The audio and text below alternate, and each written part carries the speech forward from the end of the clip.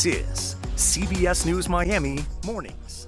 Well, good morning, and thank you for joining us. We are following some major breaking news this morning. Overnight, Venezuelan President Nicolás Maduro and his wife, they were captured by United States forces. Now, U.S. Attorney General Pam Bondi says Maduro and his wife, Celia Flores, will face charges in New York for an indictment there. Right now, though, the vice president of Venezuela is demanding proof of life.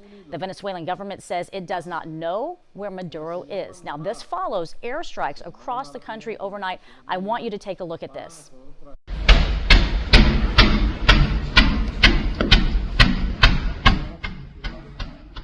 The Venezuelan defense minister says military forces have been deployed across the country. Yeah, you're taking a look right now live in Caracas, looking at some of the aftermath of those bombings. And we continue to do a deep dive into exactly what happened and the details behind it. Secretary of State Marco Rubio posted to X saying, quote, Maduro is not the president of Venezuela and his regime is not the legitimate government.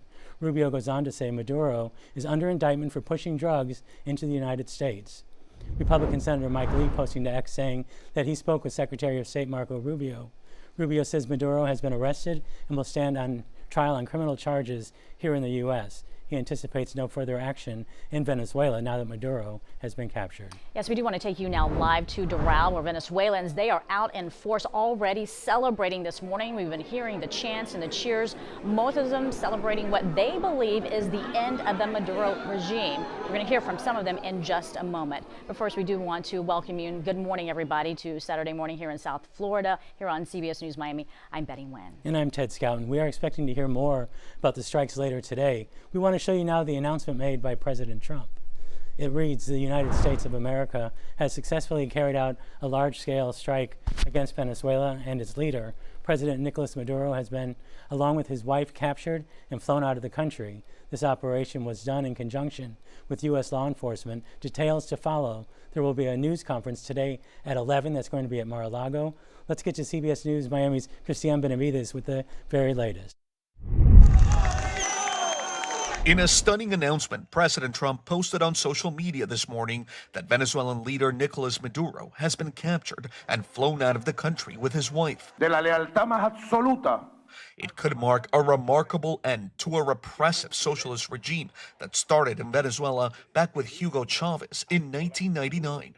Maduro has been a wanted man in the U.S. over alleged narco-terrorism and drug charges, with a $50 million reward for information leading to his capture.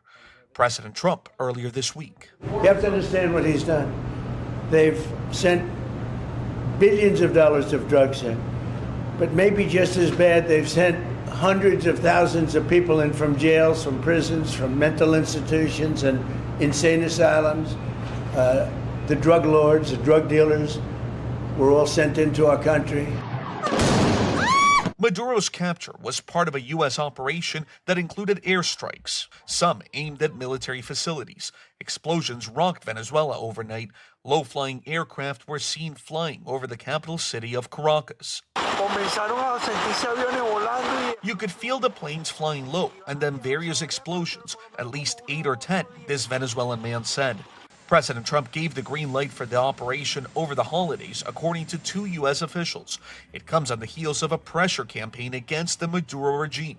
There's been at least 30 strikes on alleged drug boats. The U.S. ordered a blockade after seizing oil tankers, while U.S. stealth fighter jets fly daily missions from Puerto Rico.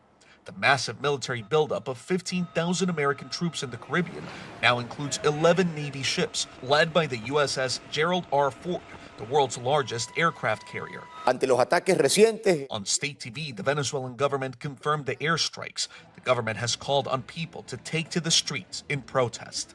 Christian Benavides, CBS News, Miami. All right, we do want to take you live now to Caracas. You see people in the streets. They have come out in force trying to understand the ramifications of what has just happened and where their leader is. According to officials there in Venezuela, they are saying they don't know where Nicolás Maduro is, where President Trump has stated he and his wife have been captured by the U.S. and there is an indictment that we understand, that we actually have it in hand here at CBS News Miami. We will be going through it, a deep dive to understand the details behind this. Well, the State Department is advising, though, Americans in the country to shelter in place.